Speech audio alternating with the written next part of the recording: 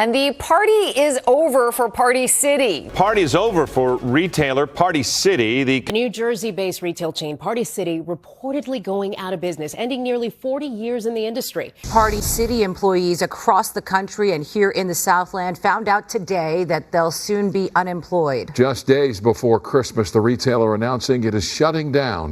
Have you ever walked into a Party City store and been swept up in sheer excitement of it? Rows upon rows of balloons, streamers, costumes, and themed party supplies. It felt like stepping into a celebration wonderland.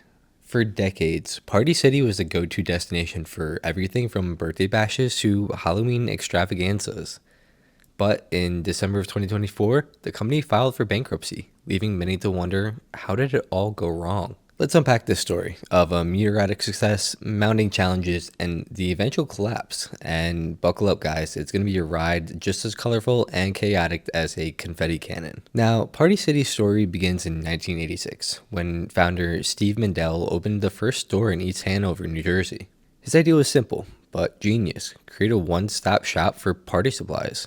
At the time, party planning meant hopping from store to store, piecing together decorations, tables, and favors. Mandel saw an opportunity to streamline the process, and Party City quickly became a hit.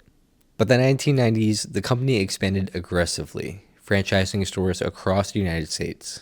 In an industry dominated by mom-and-pop shops, Party City was a juggernaut.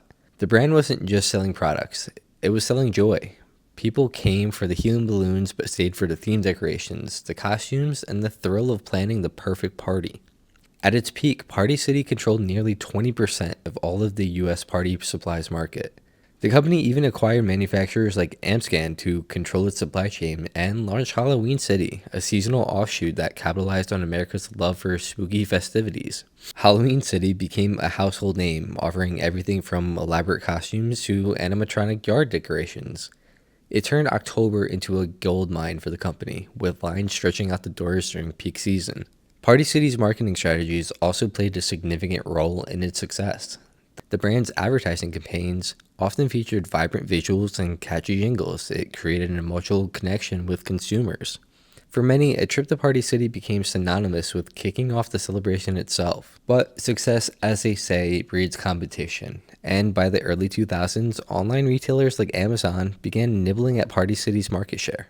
Why drive to a store when you can order everything from your couch?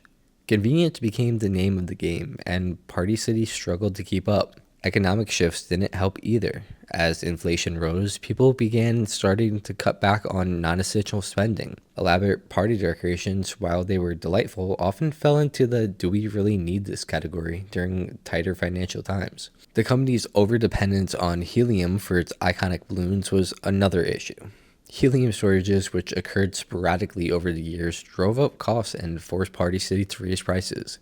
For a business that thrived on affordability, this was a significant blow. The biggest blow, however, came during the COVID-19 pandemic. Are sounding the alarm on another COVID-19 surge. More than 50,000 confirmed infections. More than 82,000 new cases in just 24 hours. The governor issuing a warning to stay home. Virus. The agency is urging Americans to avoid travel for the holiday altogether. Officials there say Thanksgiving should be celebrated with people living in the same household over a complete 14-day quarantine period. Social gatherings were screeched to a halt, and with them, the demand for party supplies. Weddings were postponed, birthday parties went virtual, and corporate events disappeared altogether. Even as the world began to reopen, many people opted for smaller, more intimate celebrations.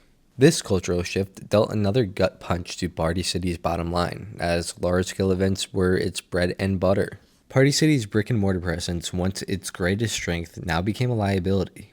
Maintaining over 800 stores is expensive, and with declining foot traffic, many locations became financial drains. The company's inability to pivot quickly to e-commerce compounded these challenges, leaving it vulnerable in a rapidly changing retail landscape. To combat declining sales, Party City tried to innovate. The company leaned into its balloon business, offering customized options like personalized messages and unique arrangements. They even launched a balloon boutique concept in select stores, creating Instagram-worthy displays to attract younger, social media-savvy shoppers. These efforts, while they were creative, were a little too late. Party City also invested in digital transformation, improving its online store and adding delivery options. It introduced a click and connect service, allowing customers to order online and pick up in store. But these efforts couldn't offset the broader challenges.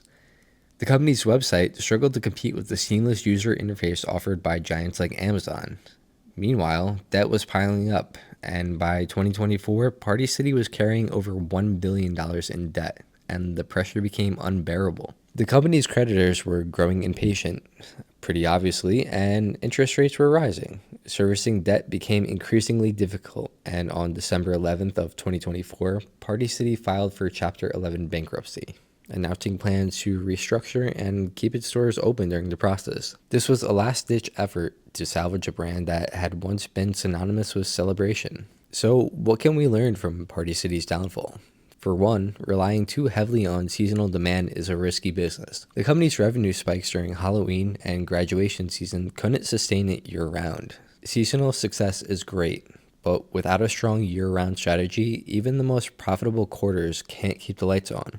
Additionally, failing to adapt quickly to changing consumer habits have left Party City vulnerable. The shift to online shopping was inevitable, yet Party City's digital presence lagged behind its competitors. And by the time the company began investing in e-commerce, it was playing catch-up in an arena where speed is everything. There's also a note here about overexpansion. At its height, Party City had over 800 stores, but many were underperforming. The cost of maintaining such a large store footprint became unsustainable, especially in an era where brick-and-mortar retail is increasingly challenged. Sometimes, scaling back can be just as important as scaling up. And last but not least, the importance of innovation cannot be overstated. While Party City made some efforts to modernize, these initiatives were often reactive rather than proactive. In a fast-paced retail environment, staying ahead of trends is crucial, and Party City did not do that. Now, what does all of this mean, and can Party City bounce back? Bankruptcy doesn't necessarily mean the end. And under Chapter 11 bankruptcy, Party City has a chance to restructure its debt and rethink its business model. There's still hope that the brand can reinvent itself, perhaps doubling down on e-commerce or focusing on experiences rather than products, just like Toys R Us and many other brands have done fairly recently. Imagine Party City transforming its stores into event planning hubs, offering workshops, rentals, and hands-on services. Such a shift may be able to breathe life into the brand. After all, the desire to celebrate life's milestones isn't going away. Birthday parties, weddings, and holidays will always call for a touch of festivity. The question is whether Party City can evolve to meet the needs of a new generation of consumers. But whether Party City can regain its former glory remains to be seen. For now, the company's stories serve as a reminder that even the most joyful business need to keep up with the times. Because in retail, the party never lasts forever. What do you guys think? Can Party City stage a comeback, or is it the end of the line? Let me know that in the comments below. And if you like videos like this, please leave a like and consider subscribing. And I'll see you guys in the next one.